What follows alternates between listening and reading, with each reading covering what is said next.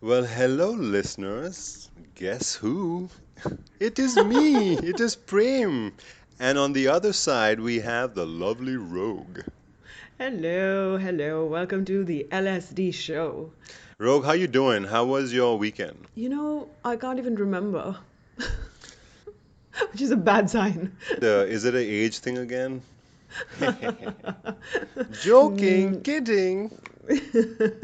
no, it's not an age You're, thing you're, and it's not an you're at least LSD you're thing. at least 5 years away from Alzheimer's.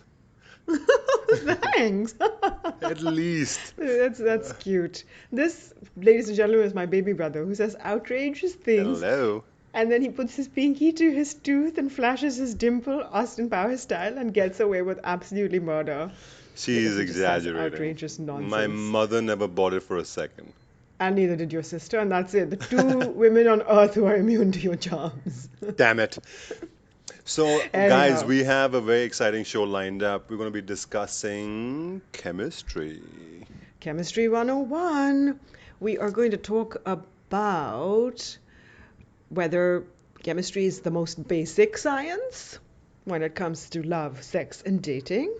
And we're going to talk about Veronica, Archie, and Reggie. What? What is this? Yeah. Back to Riverdale again? Indeed. We're going to go back to school. So, all that and more coming up. But before we go, Prem, how was your weekend? Before you ask me that, let me ask you something. Do you know what LSD actually stands for? Yeah. What? What does it stand for? Lysergic acid diethylamide. My God, see? My sister is a walking, talking encyclopedia. You can ask her anything and she knows it. Unless she doesn't have a Wi-Fi signal next to her. Oh, no, I don't have a Google brain. I have a real brain. This is No, really she does. me. She really does. So it was a long weekend and it was great. I spent the day at the beach in Malibu and it was absolutely stunning and gorgeous. So I actually enjoyed myself. What about you, Rogue? What did you do? We already went over that, and it was not pretty. Oh yeah, which was what was it? I don't remember. Exactly. If I think really hard. No, let me tell you what I did. I met school friends on the Saturday. So I've been to many schools. Our parents moved a lot, and weirdly enough, in the daytime I met friends from one school, and in the evening I met people I haven't seen since graduation. Oh, two people I haven't seen since I finished 10th grade. At night, and we had something called the endless stem, which means basically we got a lot of wine, topped up, unlimited, and let's just say the next day was not very pretty. So I spent the next day pretty much resting because Hmm. it was nauseating to stand up and We do we stuff. never include the next day in the equation ever, just to let you know. Right. So I had a really fun weekend if you count the one day that I had fun. There you go. It was very soaked. It was a very wet weekend in Bombay. All Okay, that right. sounds just bad. Right, I meant it was raining and I was drinking lots of wine. So get your minds out of the gutter. We'll be back. After this tiny break.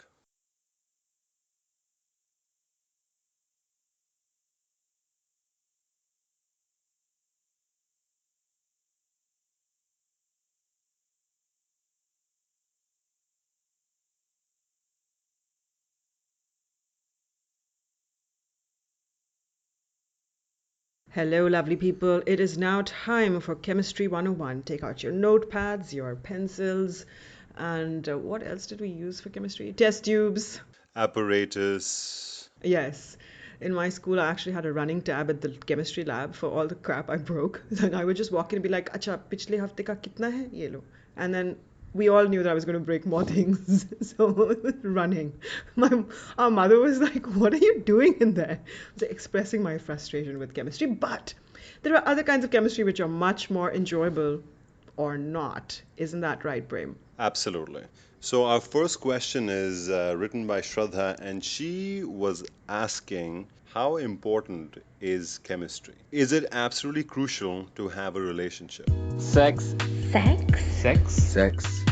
Rogue, what do you think about that? Ooh, this is a little complicated because If you'd asked me this Mhm. question 10 years ago, I would have said chemistry is crucial.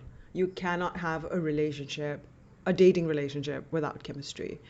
But now my stance has changed a little bit. Not entirely. I still think some chemistry is important because you have to get along with each other. But it also, there's a corollary, which is that chemistry itself on its own is not enough. Prem, you're looking very puzzled. What's going on? It's not just puzzle. I think you know what I'm about to say, I do. and you know what my opinion Yes. is going to be. So here it is that it is so important, imperative to have chemistry, to have a physical relationship. I mean, you can have different kinds of chemistry, no doubt about it. Yes, this is true. You can. You can have, like, for example, there's so many girls who are in my life, but they are my Rocky sisters because there's no chance, there's no way that I could have a physical chemistry with them. Doesn't mean that I'm not friendly with them, that we don't vibe, that we don't get along. We do a lot of fun stuff together, but we don't have that kind of chemistry. And I think and I know for a fact that for two people to have that kind of a relationship, chemistry is vital. So sexual chemistry, you're saying, is vital. Now, see, this goes back to another episode we've done before about persuasion, which is that this happens to a lot of people. You know, you're best friends with somebody and or really good friends with somebody, and you get along like a house on fire. You laugh a lot, you share lots of secrets, and you are good for each other. And you know, eventually one of you has the hots for each other, but the other one doesn't reciprocate, and lots of people just stay there. They just stay there hoping that their charms will be revealed to their friend, and they'll start seeing them sexually as well. And once in a while it does happen. You know, this is what books and movies are made on, is that you look at that person and you suddenly notice their eyes are so beautiful and their mouth is so kissable, and for years you haven't noticed it before.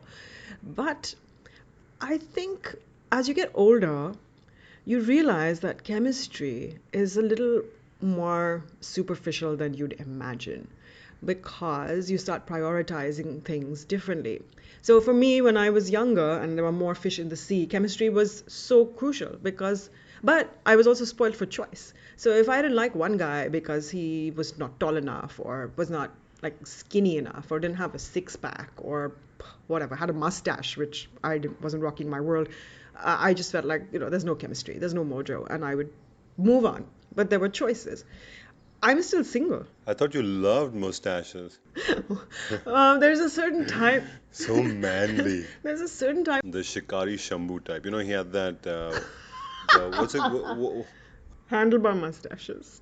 the handlebar mustache. That's the Yeah, one. I rocks my vote. I love Shikari Sharma, so sexy. Yeah, moving on. So you reject these people because you don't have chemistry, even though they're nice guys and you get along really well with them.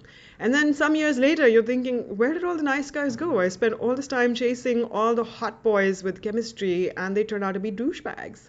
So you start to reevaluate where chemistry fits in the spectrum. Also, of course, when your choices are narrower, you start to, I won't say settle, but you start to look beyond the superficial. Does that make sense? Am I making sense to you? You, of course, have no empathy here because you have too many fish in the sea. But for a normal person who's like average looking, doesn't meet like supermodels all the time, Uh, you know, do you think sexual chemistry is, maybe you could find sexual chemistry, right? Now maybe we should try kissing that person and seeing if it works. But then you also stand the chance. I don't know. I come from a very different school of thought. And in my books, if there's no passion From the get-go. from the get-go, then it's tough. Then I think there's somewhere on so many levels, you're just forcing it, or you're like bending backwards, or you're just kind of compromising a lot of things Okay. just to make things work. It's not necessarily a bad thing, but I just feel that it's very important to have that I feeling, agree. I agree. and it should be I'm just mutual. saying that look beyond the initial spark because that is often just hormones and Mm. superficial hotness. So, yes, of course, it's important. You can't, like, you shouldn't go into a sexless, passionless relationship just because you enjoy stuff together, because then you're just, I mean, best friends without benefits. That's not a real relationship. You have to want each other, but Of course, it's somewhere down the line that that passion, that explosion of love for each other yeah, is there's gonna that too. reduce for sure. And what you're left with is companionship, which is something that we've discussed a lot over the past few episodes. But when Shraddha asks how important chemistry is, I think it's like right up there. I would say probably number one, if not the top three at least.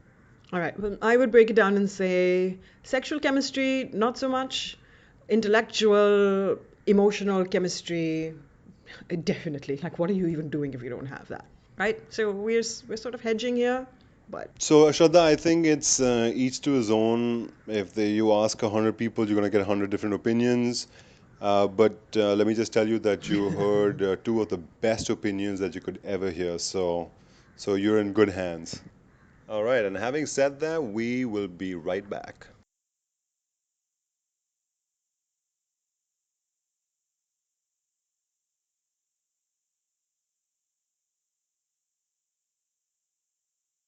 And we're back. We're back, yay, guys. hooray, zippity doo dah. Wow, so much excitement on Rogue's part. I've never seen her so happy. I wonder if it's because of what she's going to be discussing next. Something to do with Archie comics, Betty, Veronica. Yeah, it's like a comic book, but in real life. Actually, the Archie comics were never resolved very peacefully. It was always like a lot of tension and not a happy ever after for anybody. Poor Archie, like being tossed around, and those two girls still managing to be friends when they've got rivalry going on for this freckled redhead. I wonder if he looks like Trump when he grows up. I know. All right, let's get to the question. Yes, so take it away, Rogue. Love, Love and dorkiness. So we've got this person who's written in, and we, because we're subversive like that, have decided to name her Veronica. Veronica recently met a nice guy called Archie, and they've gone out on a few dates, and there's chemistry 101, and she likes him.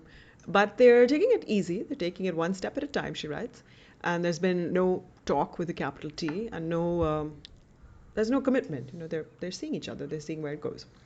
Enter Reggie. She met this new guy over the weekend, and he's really charming, really fun. Asked for her number, she gave it to him. Now she's having second thoughts. Should she see him? She wants to know. What do you think, Mr. Prem? Mm. Wow, a position or a situation I'd like to be in for sure, where you have someone and then someone new walks in and it's again so exciting. Nice, I like it. Shraddha, well done. Her name is not Shraddha. Her name is But I Veronica. have a feeling, oh, sorry, Veronica, I have a feeling that you may not be able to play to the gallery, and I think you're gonna mess it up. So this Wow, is my advice to you. that's a little harsh. Just take it from the pro. So this is what may happen. You may ditch the first guy based on how you feel right now with the second guy, which is not a bad thing because it's again new, it's exciting, it's fresh. But what might happen is that you will let the first guy go, you'll be with the second guy, and you might realize that, oh my God, I don't want to be with this guy. I like the first guy. So my advice to you would be, Veronica, is that if this guy, the first guy, is on the fence, I think if you've been with him for about a month, it's good enough time to bring up that conversation just to see where he stands. If you get an indication that things are looking up, he is really interested, then it's something that you have to decide. But if you get an indication that he's just in it for the short haul, if that's a word, then maybe that would become very clear to you about what you must do, which is go with the second guy. I don't agree. What? So first of all, I think there's nothing wrong in playing the field if you're not being exclusive. Just be honest with yourself. You don't have to tell them about each other, but you can, I mean, you don't have to say, Archie, I want you to know that I am now considering going on a date with Reggie. Okay, I have gone on a date with Reggie. Okay, now I have slept with him. You can just, if asked, say, yeah, I'm seeing other people. And the same with Reggie. If he asks you, you say, I don't have a boyfriend, but I am seeing other people, so that they know that you're not being exclusive. Wow. I just want to applaud right now because I feel like we've really reversed roles. This is actually Prem speaking, and I've taken the I've taken the rogue angle out. My point was from exclusively and only from Veronica's point of view about what may actually happen. See, what you're saying is a hypothesis. Really? Okay. What I'm saying is reality that she would be, oh my God, am I doing the right thing? Can I actually pull this off? Oh, I'm so confused. I'm so nervous. I will fuck it up. Okay, so I think you're actually right there because I know that I'm sort of overcompensating for her being a girl. Prem, if this question had come from a guy, what would you tell him? Would you tell him the same thing? Maybe not, but depending on the Hmm. guy. Like there are few, no, no, no. There are few friends I know whom I would give the exact advice as I did to Veronica because they can't handle it, and it's okay. It's not a bad thing. Hmm. And sometimes it weighs on you, it weighs on your conscience, and it shows up, and then you really mess it up when you bring it up when it's too late. So, Okay. in certain situations, it's better to be clear about at least how you feel. About one person. Hmm. Yeah, and Veronica clearly is in two minds at a very early stage. Yeah, so, but then there's the chance of, shutting doors.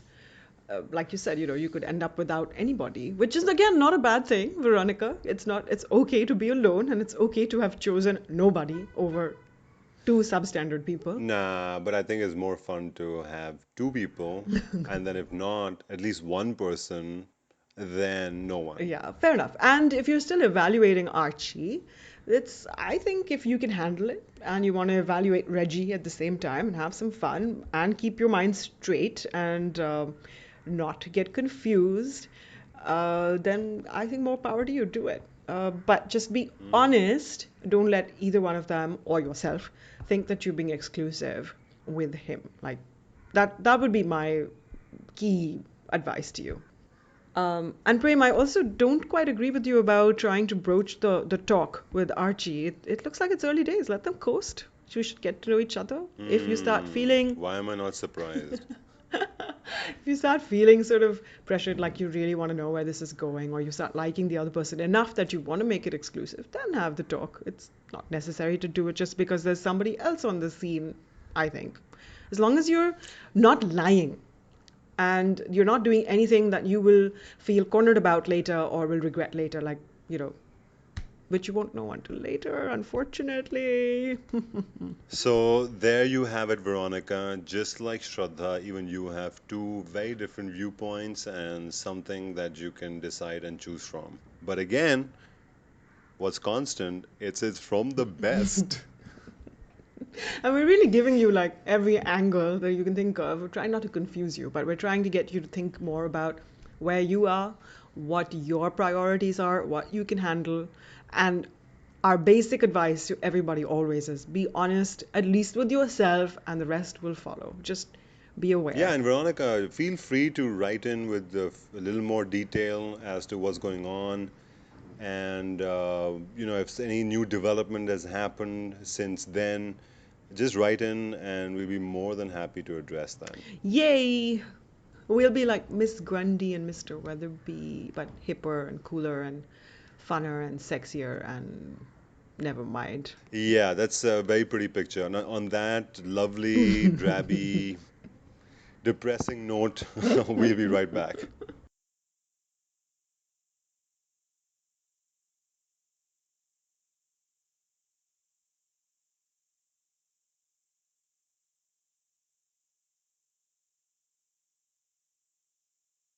And we're still talking about chemistry Yes, and we we're still are. talking about school because that's how we are. One track mind or two track mind in this case. But here's an interesting thing. Prem in high school dated one of a set of identical twins. He was the envy of everybody in the school, and I think one of his friends was dating the twin sister. But it's curious to me because outwardly you would imagine you have the same chemistry with both of them. So how do you like how did that work for you? Could you tell them apart first of all? Oh, it's the funniest thing you get asked when you're dating a twin. If people ask you, how can you tell the difference? They look the same. But when you spend time with them, you realize that they are so different from each other. Okay, so the one that I dated was definitely more shy and more feminine than the other one because the other one was a bit of a tomboy. Hmm.